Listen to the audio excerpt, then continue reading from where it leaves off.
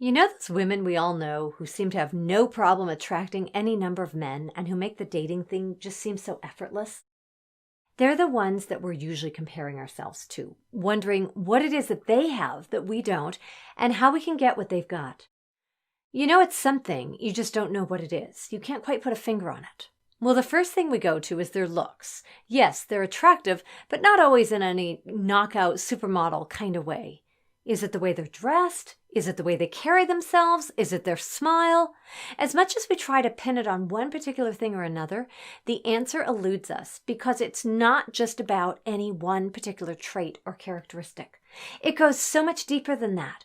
It's all of those little things that can be summed up in one word: confidence.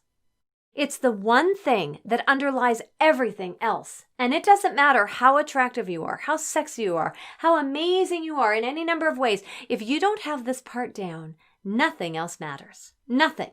You can focus on changing every single area of your life, but if you don't get to the core of all the other issues in that place where your confidence lies, just waiting for you to build yourself up, it's not going to have the effect you're hoping for. You see, you can dress the part and you can act the part, but if you don't have the confidence to carry it off, then none of that fluff stuff is going to matter. And that's why no matter how much work you've done on yourself, no matter how much you've tried to make things different, if you haven't gotten to the root that everything else builds on, you've missed the most important part of all. It's what keeps you staying in a relationship that's not going anywhere and doesn't meet your needs. It's what keeps you staying with someone who isn't on the same page as you, who doesn't want the same thing as you do, and who isn't willing to do whatever it takes to make that happen. It's what keeps you settling for being someone's fallback girl instead of his number one priority. It's what keeps you believing his excuses and telling yourself lies about what's really going on and why he won't commit. If you're wondering why you do that, this is why. And this is the same thing that keeps you hoping that he's going to change, even as you waste your own life away waiting for the impossible to happen. Well, it's a lack of confidence that it can ever be different for you. It's what keeps you beating yourself up, staying stuck in the past, stuck in the what ifs, the shoulds, the if onlys, while everyone else gets on with their lives and moves on. It's what keeps you asking if this is normal, if this is okay, if this is love, even as you know in your heart of hearts that it isn't, simply because you're questioning it. See, this is why you're up crying yourself to sleep at night, waiting for the call that never comes, for the words that are never spoken that you're blaming yourself for, even though none of this is about you.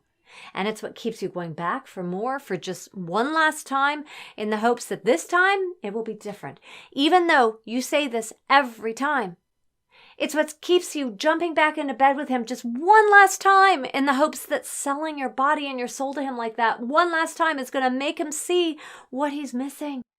You call that love when there is nothing loving about it. Just because you don't believe in yourself and what you have to offer enough to trust that it can ever be better than this for you. It's why instead of seeing the reality of everything that's missing from your relationship, you're here defending the fantasy of what you so want it to be. Most importantly, it's why nothing changes. It's why you don't even know who you are anymore because you've become what someone else wants you to be. I know. I've been there too. I thought I had it all, but I didn't. It was all the exterior stuff that just made it seem that way. But underneath all that fluff I'm talking about was the most insecure girl who had no idea of her worth apart from what others told her was her worth. If anyone knew what it felt like to live one's life motivated by guilt and shame, it was me. Deep down, underneath that exterior that exuded a false type of confidence, there was this little girl who had been picked on in grade school, who'd been given messages that she was never good enough for the unrealistic expectations everyone else set for her, and who had no idea who she was without validation from some outside source that she was pretty enough, or interesting enough, or smart enough, or enough of anything else. But to herself, she was anything but enough. And that's what came through every time when there was anything more required than the usual fluff. Until I finally figured it out for myself. There wasn't anything wrong with me. I was perfect just the way I was. I didn't need anyone to accept me.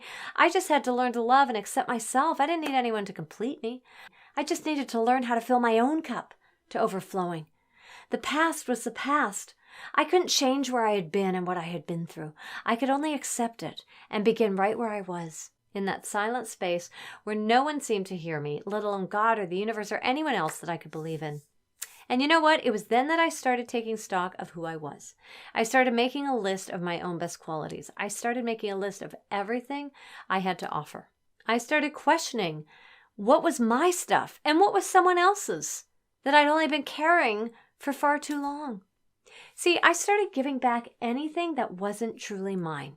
I started setting boundaries. And that is the most difficult part of all, when you haven't learned where you end and someone else begins, or that you even have a right to have a boundary. I started saying no and staying with myself through the uncomfortableness of that no. And I started saying yes and staying with myself through the uncomfortableness of trying new ways of seeing and new ways of being. And I started questioning the very things that I had taken as truths before, simply because all I ever knew was to adopt someone else's way of thinking in order to be loved. I stopped answering to anyone else but me. I finally started to see the real me. And you know what? As I went through the process, and it's the same one that I put together in my program to share with you, something happened along the way. And I began to put together a life that was mine and mine alone.